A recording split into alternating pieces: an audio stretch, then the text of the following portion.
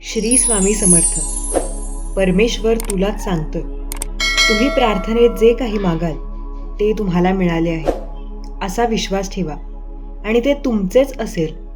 परमेश्वर होय देव म्हणत आहे. मी तुझी प्रार्थना ऐकली, तुझे अश्रू पाहिले आणि आता तुला हवं ते सर्व मिळेल. देव घोषित करतो की देव तुमच्या दुःखाचे आनंदात रूपांतर करणार आहे. होय, हे देवाचे वचन आहे. शेवटपर्यंत ऐकत राहा. तो दार उघडेल आणि खास तुमच्यासाठी संधी निर्माण करेल. कोणत्याही डोळ्यांनी पाहिले नाही, कानाने ऐकले नाही आणि कोणत्याही मनाने कल्पना केली नाही की देवाने तुमच्यासाठी आणि तुमच्या कुटुंबासाठी काय तयार केले आहे. श्री स्वामी समर्थ. श्रीकृष्ण म्हणतात, त्या मनुष्याने परिणामांची चिंता न करता, लोभ न ठेवता, निस्वार्थीपणे, निःपक्षपातीपणे आपले कर्तव्य पार पाडावे. अंधारात जसा प्रकाश चमकतो तसेच सत्यही चमकते. म्हणूनच माणसाने नेहमी सत्याच्या मार्गावर चालले पाहिजे. ज्या व्यक्तीमध्ये ज्ञानाची कमतरता असते आणि देवावर श्रद्धा नसते, तो व्यक्ती जीवनात कधीही सुख आणि यश मिळवू शकत नाही. जसे माणूस आपले जुने कपडे टाकून नवीन कपडे घालतो, त्याच प्रकारे आत्मा जुन्या निरुपयोगी शरीराचा त्याग करून नवीन भौतिक शरीर धारण करतो. कोण, काय, कसे आणि का करत आहे या सगळ्यापासून तुम्ही जितके दूर राहाल तितके आनंदी राहाल. समजूतदार माणसाने नाती जपणे बंद केले की समजून घ्या त्याचा स्वाभिमान कुठेतरी दुखावला गेला असावा. ज्यावर तुमचा अधिकार आहे ते करा, ज्यावर तुमचा अधिकार नाही ते करू नका.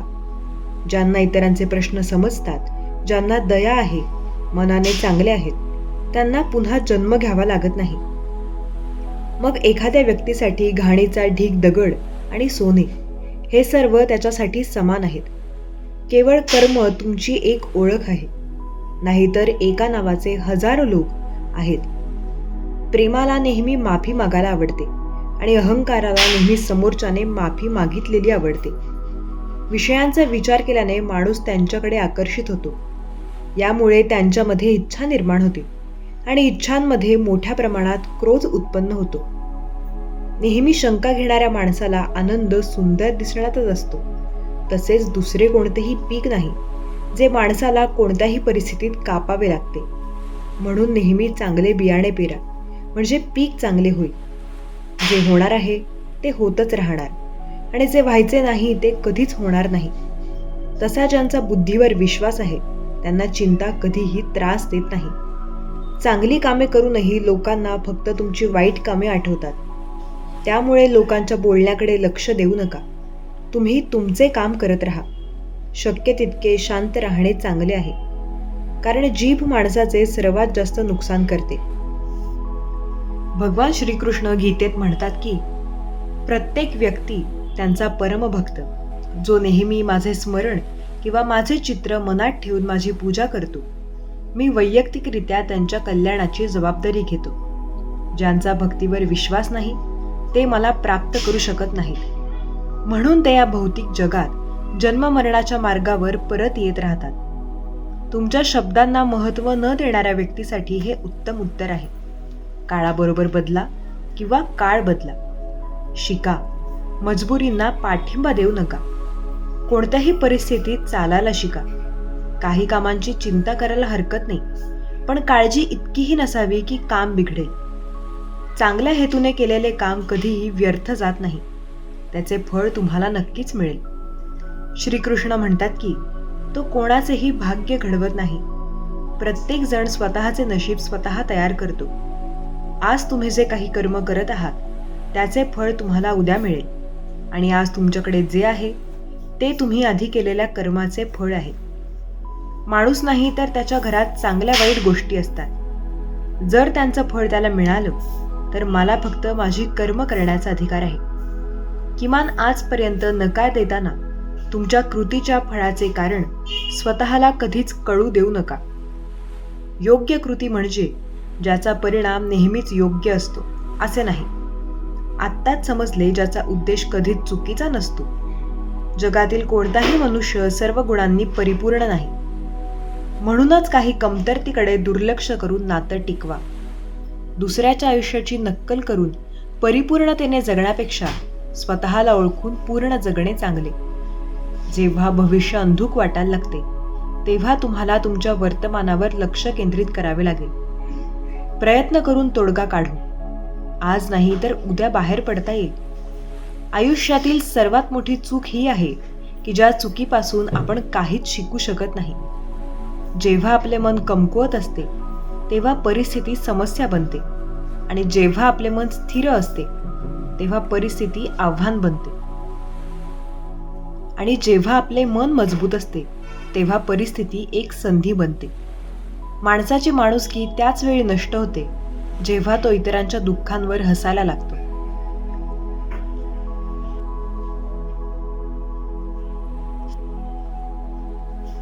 दुष्ट शरीरात राहणाऱ्या व्यक्तीला कधीही मारता येत नाही. तुम्हाला कोणत्याही सजीवासाठी चांगले करण्याची गरज नाही. वेळ आपल्याला शिकवते की आयुष्य कोणाचीही वाट पाहत नाही आणि कोणाचीही वाट पाहू शकत नाही. जो सर्वोत्कृष्ट खेळाडू आहे त्याच्यासोबत आयुष्यही खेळते. प्रत्येकाच्या वेदना सारख्याच असतात, पण प्रत्येकाचे भाव वेगळे असतात. काही निराश होऊन बिथरतात तर काही संघर्ष केल्यावर चमकतात. माणसाला त्याच्या कृतींच्या संभाव्य परिणामातून मिळणारा विजय, लाभ किंवा तोटा अवलंबून आहे. जर तुम्ही तुमच्या चुकांमधून काही शिकलात तर चुका माफ आहेत आणि जर तुम्ही शिकला नाहीत तर चुकीचा सोपा निर्णय तुमचा आहे. चढावे लागेल हे लक्षात ठेवा. समस्या तितक्या शक्तिशाली नसतात जितक्या आपण त्यांना मानतो. रात्रीने सकाळ होऊ दिली नाही असे कधी ऐकले आहे का? चुकीचे शोधणे चुकीचे नाही. तुम्हाला फक्त स्वतःपासून सुरुवात करावी लागेल. गरजेचे नाही प्रत्येक वेळी तुमचे शब्द बरोबर समजले जातील. म्हणूनच कधी कधी शांत राहणे चांगले असते. ते जितके शांत असते तो आपल्या बुद्धिमत्तेचा त्या प्रमाणात वापर करू शकतो. टीकेला घाबरून आपले ध्येय कधीही सोडू नका, कारण टीका करणाऱ्यांचे मत ध्येय साध्य होताच बदलते. तुमचा पराभव किंवा विजय तुमच्या विचारांवर अवलंबून असतो.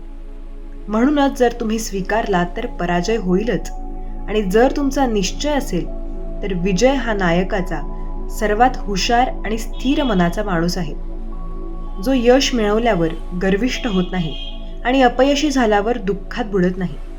तुमची स्तुती होत असेल तर तुम्हाला अधिक सावध राहण्याची गरज आहे. आयुष्यात स्वतःची तुलना कोणाशीही करू नका.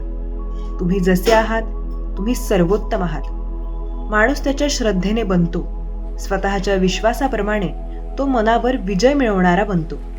त्याच्यासाठी मनच सर्वात चांगला मित्र आहे. पण जो हे करू शकत नाही त्याचे मन त्याचे सर्वात मोठे शत्रू बनते. नकारात्मक विचार येणार हे नक्की, पण तुम्ही त्यांना किती महत्त्व देता हे तुमच्यावर अवलंबून आहे. नेहमी लक्षात ठेवा की तुम्ही चांगले दिवस बनवण्यासाठी वाईट दिवसांशी लढावे लागेल.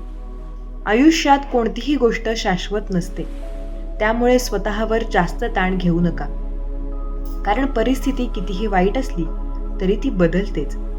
गरजेपेक्षा जगात संकट देणारा माणूस कितीही मोठा असला तरी तो देवाच्या कृपेपेक्षा कधीच मोठा असू शकत नाही. विनाशाचा सर्वात मोठा स्रोत म्हणजे तुमचे स्वतःचे विचार.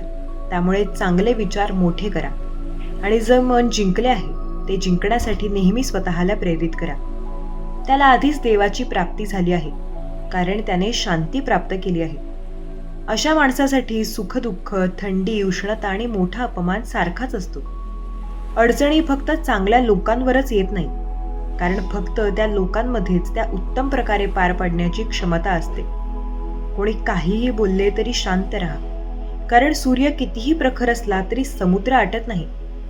ज्याच्याजवळ तुमच्यासाठी काहीच किंमत नाही तिथे थांबणे अयोग्य आहे, मग ते कोणाचे घर असो किंवा कोणाच्या मनात. जेव्हा कोणी आपला हात आणि सोबत राहणे दोन्ही सोडतो तेव्हा देव एक ना एकाला तरी कोणाच्या रूपात आपले बोट धरायला पाठवतो. मनावर ताबा न ठेवणाऱ्यांचे मन हे त्यांच्यासाठी शत्रूप्रमाणे वागते. एखाद्या व्यक्तीने श्रद्धेने इच्छित गोष्टींचा सतत विचार केला तर त्याला हवे ते बनू शकते. जगासमोर जो जिंकतो तोच जिंकतो असे नाही, तर कोणत्या नात्यांसमोर कधी कुठे काय करावे काय बोलावे ज्याला हे माहीत आहे तो देखील विजेता आहे. जे बुद्धी सोडून भावनेने वाहून जातात त्याला कोणीही मूर्ख बनवू शकतो. काळाच्या आधी मिळालेल्या गोष्टींची किंमत कमी होते आणि त्या गोष्टींची काळानंतर किंमत गमावतात. माणसाला त्याच्या कृतींच्या संभाव्य परिणामांमुळे मिळणारे बक्षीस, हार, नफा, नुकसान, प्रसन्न आठवण इत्यादींच्या चिंतेने ग्रासून जाऊ नये. आत्मा जुन्या शरीराला जसे आहे तसे सोडतो, जसे माणूस आपले जुने कपडे काढून नवीन कपडे घालतो. पाण्यात तरंगणाऱ्या बोटीप्रमाणे वादळ तिला ध्येयापासून दूर घेऊन जाते. त्याचप्रमाणे इंद्रिय सुख माणसाला चुकीच्या मार्गावर घेऊन जाते. तुमचा विश्वास डोंगर हलवू शकतो, पण तुमच्या मनातील शंका दुसरा डोंगर बनवू शकतो. आपण आपल्या मार्गावर चालत असताना स्वतःवर विश्वास ठेवणे खूप महत्त्वाचे आहे. वेळ कधीच सारखी नसते. इतरांना विनाकारण रडवणाऱ्यांनाही रडावे लागते. तुमच्या इच्छाशक्तीने स्वतःला आकार देऊ नका. स्वसंरक्षणाने कधी स्वतःला अपमानित करू नका. असा हा स्वतःचा एकमेव मित्र आहे आणि इच्छा देखील स्वतःचा एकमेव शत्रू आहे. तुमच्या दुःखासाठी जगाला दोष देऊ नका. तुमचे मन समजून घ्या. तुमचे दुःख हे तुमचे मन बदलणार आहे असे म्हणाल तर उठायचा प्रयत्न करा. लढा आणि आपले कर्तव्य पूर्ण निष्ठेने करा. बाकी कदाचित देवावर सोडा. प्रत्येक दिवस चांगला नसतो, पण प्रत्येक दिवसात काहीतरी चांगलं नक्कीच असतं. धीर धरा. कधी कधी तुम्हाला जीवनातील सर्वात वाईट परिस्थितीतून जावे लागते. रडणे थांबवा. स्वतःच्या समस्यांशी लढायला शिका, कारण तुम्हाला साथ देणारे देखील स्मशानभूमीच्या पलीकडे जात नाहीत. जेव्हा वेळ न्याय देते तेव्हा साक्षीदारांची गरज नसते. भेटवस्तू ही खरी आणि पवित्र तेव्हाच असते जेव्हा ती मनापासून योग्य व्यक्तीला योग्य वेळी आणि योग्य ठिकाणी दिली जाते आणि जेव्हा देणाऱ्याला भेटवस्तूच्या बदल्यात काहीही अपेक्षा नसते. सौंदर्य तुमच्या वृत्तीत आहे. काहींना चिखलात उमललेल्या कमळाचा मोह होतो, तर काहींना चंद्रातील डाग दिसतात. हे जाणून जो कोणी ज्या देवतेची पूर्ण श्रद्धेने पूजा करत असेल, तर मला त्याची त्या देवतेवरची श्रद्धा दिसते. उदय कुणाचा अचानक होत नाही. सूर्यही हळूहळू उगवतो आणि मावळतो. ज्याच्याकडे संयम आहे तोच जग उजळवू शकतो. मन चंचल असेल तर स्वतःवर नियंत्रण ठेवणे अवघड आहे, पण सरावाने ते नियंत्रित करता येतं. अहंकार आणि संस्कार यात फरक आहे. इतरांपुढे नतमस्तक होऊन अहंकार सुखी होतो. नतमस्तक होऊन संस्कार स्वतः आनंदी होतात. सर्वांची सेवा करा, पण कोणाकडूनही आशा ठेवू नका, कारण सेवेची खरी किंमत फक्त देवच देऊ शकतो. जेव्हा सत्य आणि असत्याची लढाई होते तेव्हा सत्य एकटे उभे राहते आणि असत्य उंचच उंच होते, कारण असत्याच्या मागे मूर्खांचा समूह एकटाच राहतो. हे तुम्हाला देखील शिकवते की तुमच्याकडे स्वतःशिवाय काहीही नाही. जेव्हा कुटुंबातील सदस्य प्रिय आणि अनोळखी वाटतात तेव्हा समजून घ्या की विनाशाचा काळ सुरू झाला आहे. जेव्हा तुम्ही रागवता तेव्हा ओरडण्यासाठी तुम्हाला ताकदीची गरज नसते, पण गप्प राहण्यासाठी खूप ताकद लागते. जे तुझं आहे ते तुझ्या सोबतच राहील. ते हिसकवायला सगळं विश्व एक जरी झालं तरी ते तुझ्या सोबतच राहील. स्वर्गातूनही जगात दोन प्रकारच्या व्यक्ती असतात. एक जो शक्तिशाली होऊनही माफ करतो आणि दुसरा जो गरीब होऊनही काही दान करतो. प्रेम हे शरीर किंवा सौंदर्य पाहून होत नाही. एखाद्या व्यक्तीला चांगले ओळखत असताना इतरांचे बोलणे ऐकून त्याच्याबद्दल कोणतेही अनुमान काढणे मूर्खपणाचे लक्षण आहे. स्पष्ट हेतूने विचारले तर देव नशिबापेक्षा जास्त देतो.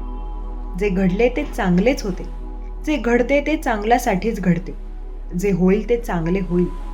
माझे तुझे, लहान मोठे, तुझा माझा, परका तुझ्या मनातून पुसून टाक. मग जेव्हा धमाका सुरू होईल तेव्हा सर्व काही तुमचे आहे आणि तुम्ही सर्वांचे आहात. आयुष्यातील प्रत्येक गोष्टीचा शेवट असे काही नसते. नेहमीच एक नवीन सुरुवात आपली वाट पाहत असते.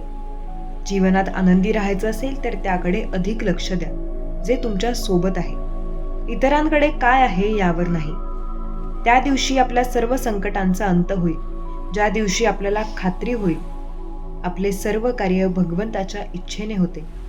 संकटात संयम, समृद्धीमध्ये दयाळूपणा आणि संकटात सहिष्णुता ही स्पष्ट आणि सरळ बोलणाऱ्या उत्तम लोकांची लक्षणे आहेत. त्यांचे बोलणे नक्कीच कठोर आहे, पण तो कधीही कोणाची फसवणूक करत नाही.